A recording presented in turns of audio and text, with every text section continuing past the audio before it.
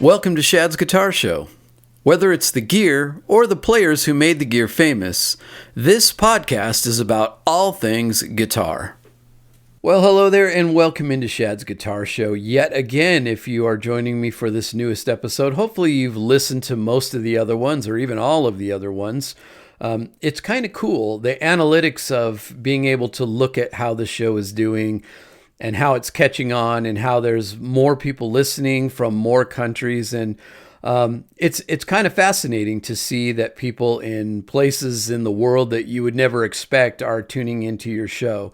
And as it's starting to gain some steam and get some, get some notoriety out there, I'm really excited about that. And I've really been enjoying doing it, and I'm glad that you guys are along for the ride with me. So today, we're going to talk about something that has been a topic of conversation for a long time, and I have entitled this episode, Tremolo versus Vibrato, the most confused words in guitar history. All right, so today we're going to try to clear up one of the most confusing topics in the guitar world, and that is tremolo versus vibrato.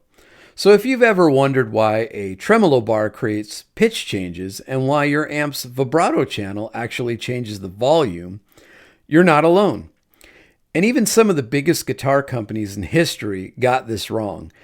And once the name has stuck, there's really no turning back. So today we're going to explain what tremolo actually is, what vibrato actually is, how the two got mislabeled, where you hear them in amps, guitars, and pedals, and how players have used them both to shape some pretty iconic sounds. Let's start with the cleanest, most correct definitions possible. Tremolo equals volume modulation.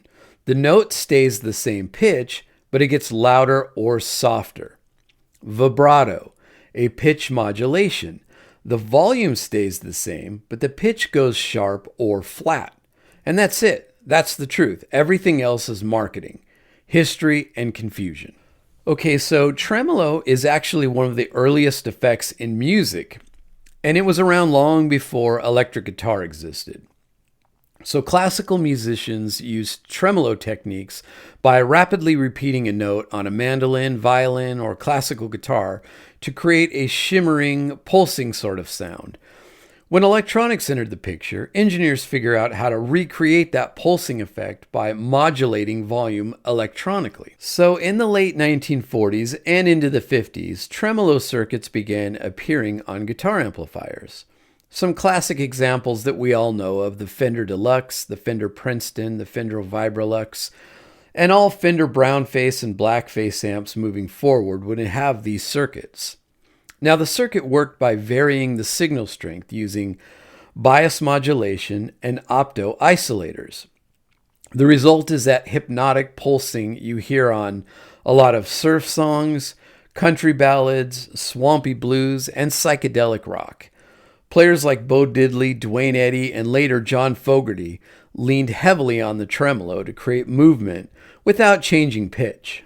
Now, vibrato is an expressive technique that dates back for centuries.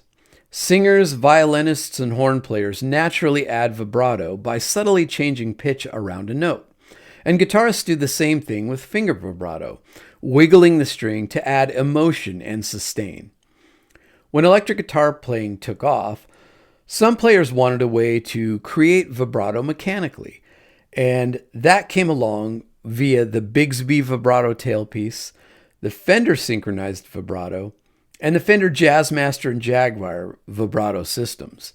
And there were others, but these are the ones that we most commonly see. Now, these systems physically changed string tension, causing the pitch to rise and fall. Yet, here's where the confusion explodes. Leo Fender famously labeled this device a tremolo arm. Now, Leo Fender wasn't a guitarist. He was a radio repairman and really an electronics genius. And in the early days, terminology wasn't standardized. So when Fender released a tremolo arm on a guitar, which actually creates vibrato, and a vibrato channel on an amp, which actually creates tremolo, the names stuck. And once Fender became the biggest name in guitars, the rest of the industry just followed. And to this day, the Stratocaster Tremolo, I say in air quotes, system is truly a vibrato. The Fender amp vibrato is actually amp tremolo. It's actually one of the greatest mix-ups in guitar-related gear, and it's really never been corrected. Well, until pedals finally got things right. Or mostly. So you have tremolo pedals. These produce volume pulses with either square, sine, or triangle wave shapes, and they can be subtle or choppy. Vibrato pedals. They offer true pitch modulation, and they're often based on chorus circuits with the dry signal removed. And honestly, understanding the difference isn't just trivia, it affects how you build your sound. If you want movement without detuning, then you want tremolo. If you want expressive pitch wobble, then you want vibrato. And a perfect example of tremolo is Johnny Marr's use of amp tremolo on the Smiths' song How Soon Is Now. And for a great example of vibrato, listen to the intro to the song Peaches by the Presidents of the United States of America. So here's the takeaway. Tremolo equals volume change. Vibrato equals pitch change. Leo Fender labeled them backwards. The guitar world ran with it, and we're still explaining it decades later. But honestly, the confusion is part of what makes guitar culture fun. It's equal parts art, science, history, and happy accidents. If you enjoyed this episode, make sure to follow Shad's Guitar Show wherever you listen to podcasts. Subscribe on YouTube and follow me on Instagram. And certainly share the show with your friends. And if you've ever argued with someone about tremolo versus vibrato, you were probably both right and wrong. So until next time, keep playing, keep listening, and keep chasing great tone. And remember, the greatest guitarist is the one having the most fun.